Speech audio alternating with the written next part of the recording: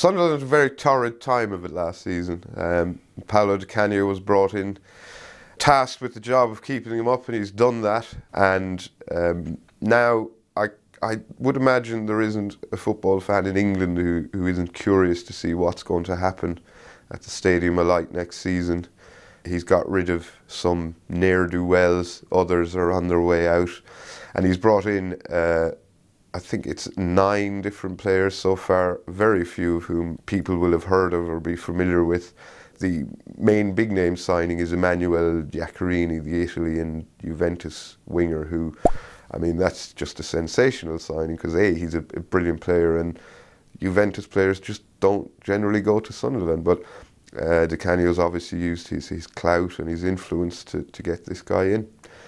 Elsewhere, they've brought in Jose Altidore, American international whose only Premier League experience thus far has been a fairly unsuccessful spell at Hull. Vito Imanone, the former Arsenal reserve keeper, has been brought in. Simon Mignolet, obviously Sunderland's best player from last season, has gone to Liverpool for 9 million.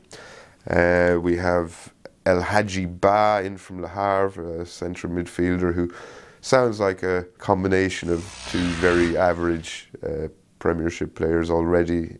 These players have been introduced to each other and have met each other on a pre-season training camp in Italy, which, from what I've heard, sounded very, very difficult.